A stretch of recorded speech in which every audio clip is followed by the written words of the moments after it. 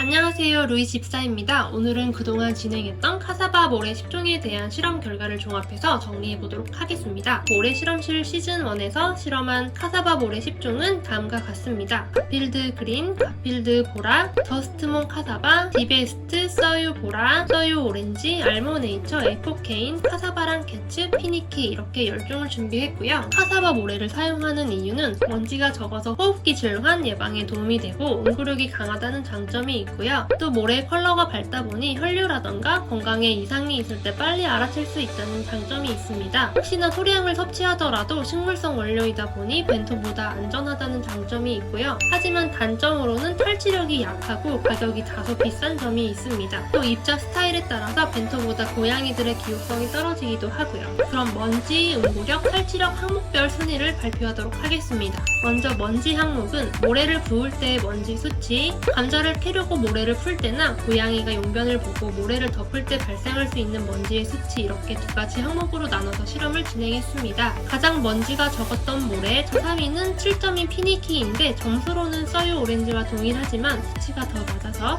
3위를 차지하게 됐습니다. 다음 2위는 동일한 8.5점이지만 먼지 측정기 수치가 조금 더 높았던 가필드 그린이 2위를 차지했습니다. 적은 먼지 1위는 8.5점으로 가필드 보라입니다. 많은 집사분들이 먼지 적은 모래로 가필드를 먼저 떠올리시는데 가필드는 이름값을 하는 모래였습니다.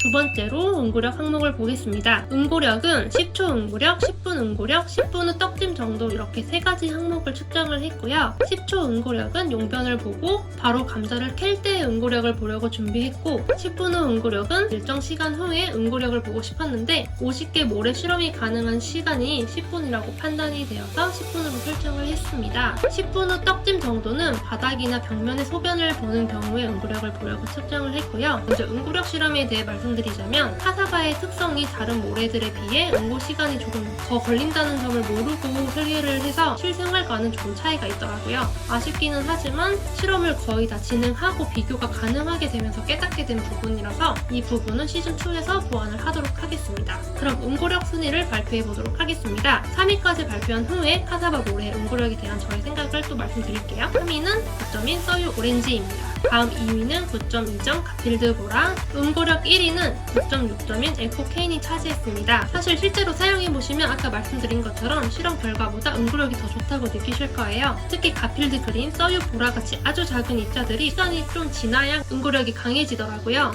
또 카사바는 모래 입자가 작을수록 표면을 타고 흐르면서 아래로 흡수되는 경향이 있어서 감자 모양이 요상해지면서 응고 전에 삽질을 하게 되면 부러지는 경우가 많았어요. 그래서 입자가 작을수록 용변을 보고 시간이 지난 후에 감자를 캐시는 걸 추천합니다. 카사바는 응고력 실험이 아쉬운 부분이 있어서 1, 2, 3등 모래는 시즌2 리스트업에 그대로 포함해서 진행을 하도록 하겠습니다. 정확한 결과를 드리지 못해서 아쉽고 죄송하고요. 다음 탈취력 부분입니다. 카사바는 워낙 탈취력이 취약해서 벤토랑 석고나 묘화탄 같은 탈취제를 섞어서 쓰기도 하는데요. 그 중에 탈취력이 좋은 카사바 모래가 있을지 한번 보도록 하겠습니다. 탈취력은 냄새 측정을 했을 때 최대값인 999가 나왔던 국간장 1cc를 뿌려서 진행을 했고요. A 항목은 국간장 1cc를 뿌린 후 모래 15g을 덮은 상태에서의 탈취력, B 항목은 간장을 수저로 캐낸 후의 탈취력을 보았습니다. 3위는 베스트입니다. 2위는 같은 8.5점이지만 수치값이 더 낮은 알모네이처, 1위는 더스트몬 카사바 오리지널 9점.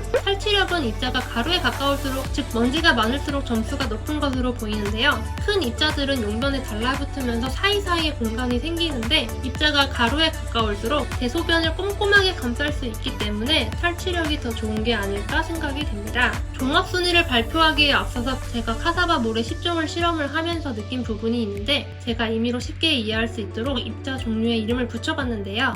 말랑말랑하면서 가볍고 쉽게 날리는 입자인 팝콘 부스러기 스타일, 이런 스타일의 모래로는 더스트몬, 에코케인, 카사바랑 캐츠, 피니키가 있었습니다. 다음으로 가필드 보라, 써유 오렌지로 대표되는 샤랄 스타일입니다. 동글동글하고 단단해서 밟으면 아픈 입자인데요. 루이는 이런 샤랄 모래들의 기호성이 좋진 않았어요. 그 다음으로는 아주 작고 고운 설탕 입자인 모래들이 있는데요. 가필드 그린 써유보라, 디베스트가 여기에 포함이 되는데 마지막으로 흙과 곡물 껍질 입자는 진짜 가루 같은 입자라서 기호성은 좋을 거라고 예상이 돼요. 그런데 먼지 날림의 정도가 계속해서 물걸레질을 해야만 할 것 같은 수준이라서 사용을 해보는 건 저는 포기를 했습니다.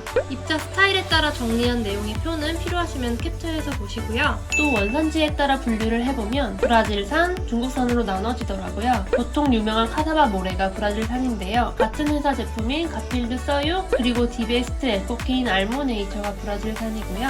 더스트몬 카사바랑 캐츠, 피니키가 중국산이었습니다. 마지막으로 최종 순위를 발표하도록 하겠습니다. 공동 2위 모래는 먼지 6점, 응고력 9.6점, 탈취력 7.5점으로 총 23.1점인 에코케인 카사바 천연 고양이 모래입니다. 입자가 가벼워서 사먹하는 꽤 있는 편이지만 루이가 좋아했던 모래입니다. 카사바 치고 먼지가 적진 않은데 벤토 포함하면 먼지가 많은 편은 아니고요. 응고력, 탈취력 모두 평타 이상은 가는 모래라고 생각됩니다. 세일할 때 잘 사면 가격이 좋아서 벤토랑 섞어 쓰는 용도로 괜찮지 않을까 싶습니다. 다음 공동 2위는 먼지 6.5점, 응고력 7.6점, 탈취력 9점을 받은 더스트먼 카사바 오리지널입니다. 팝콘 부스러기 스타일의 가루 입자가 포함된 모래라서 사실 먼지 수치보다 체감하는 먼지는 더 많은 모래입니다. 응고력은 떡짐에 있어서 가필드 정도로 깔끔하지는 않지만 응고력 전체적으로는 그냥 무난하게 사용하기에는 괜찮고요. 마지막 탈취력은 9점으로 카사바 중에서 1등을 차지했습니다. 마지막 대망의 1위는 먼지 8.5점, 응고력 9.2점, 탈취력 6점으로 총 23.7점 가필드 보라입니다. 카사바 모래하면 가필드일 정도로 유명한데 역시나 1등을 했고요. 실험 결과뿐만 아니라 실사용 시에도 먼지를 거의 느낄 수 없었어요. 응고력이 좋고 떡짐이 없어서 사용할 때 정말 편리한 모래고요. 그런데 탈취력이 좀 취약하다는 단점이 있어서 벤토를 섞어 쓰는 경우가 많은 것 같습니다. 순위에 든 세 가지 모래가 강한 부분이 각각 다른데요. 이 외에 가격이라던가 고양이들의 기호성 등을 고려하셔서 잘 맞는 모래를 찾으시는데 도움이 되었으면 좋겠습니다. 그럼 조만간 또 두부 모래와 벤토 모래 순위를 정리해서 오도록 하겠습니다.